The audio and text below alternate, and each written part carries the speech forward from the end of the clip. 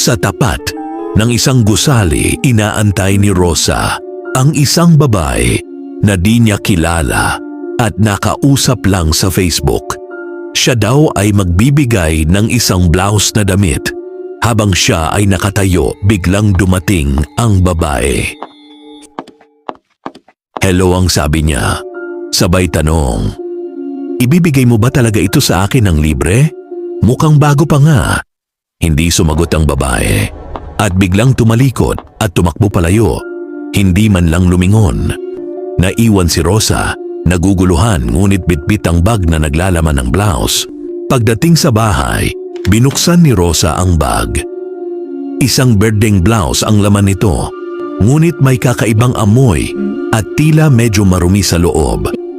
Naisip niyang laban muna ito bago isuot, kaya inilagay niya sa washing machine at lumabas muna ng kwarto.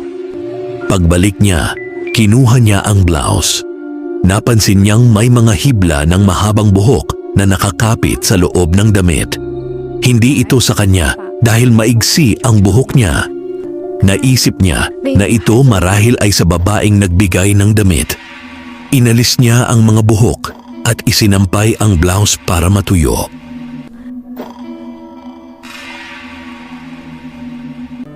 Kinabukasan, nagising si Rosa na masakit ang ulo. Hindi niya maipaliwanag ang dahilan, ngunit tila may mabigat na presensya sa paligid. Tumingin siya sa sampayan at laking gulat niya nang makita niyang lukot at nagulo ang blouse. Parang may humawak o gumalaw dito. Inayos niya ulit ito, ngunit may kaba sa kanyang dibdib.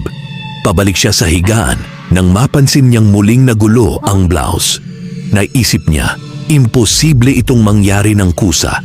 Lumapit siya at muling inayos, ngunit napansin niyang may mga hibla ng buhok ulit. Mas marami at mas mahahaba kaysa kanina. Habang naguguluhan, umupo si Rosa sa kama. Hindi maalis ang tingin sa blouse na nakasampay. Nang hindi niya na makayanan ang bigat ng kanyang nararamdaman, nahiga siyang muli, umaasang makakatulog at mawawala ang kakaibang pakiramdam. Ngunit habang siya'y natutulog, nagsimulang gumalaw ang blouse. Dahan-dahang lumabas ang mahahabang hibla ng buhok mula sa tela. Unti-unting humahaba habang kumikilos ito na parang may sariling buhay. Unti-unti, mula sa mga buhok, lumitaw ang ulo ng isang babae. Mapula ang mga mata nito at galit na galit ang tingin. Tila hinahanap ang susunod niyang biktima. Patuloy na lumalabas ang katawan ng halimaw mula sa blouse. Parang isinisilang muli mula sa loob ng damit. Mas lalo pang nagiging nakakatakot sa bawat sandali.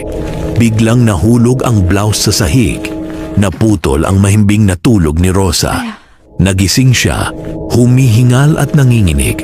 Pakiramdam niya'y may kakaiba sa kwarto. Napalingon siya sa sampayan at wala na roon ang blouse. Ang malamig na hangin ay dumaloy sa loob ng kwarto at may naramdaman siyang presensya.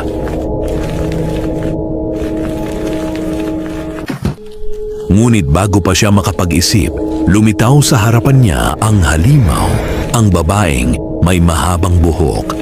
Hindi na nakapagsalita si Rosa at biglang dumilim ang paligid.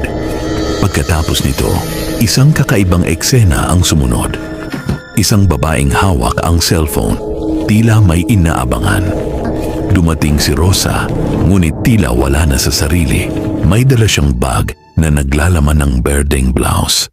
Tahimik siyang lumapit, walang imik, handang ipasa ang sumpa sa susunod na bibiktimahin. Ang blouse ay nagpatuloy sa paghahanap ng susunod na katawan na masasapian.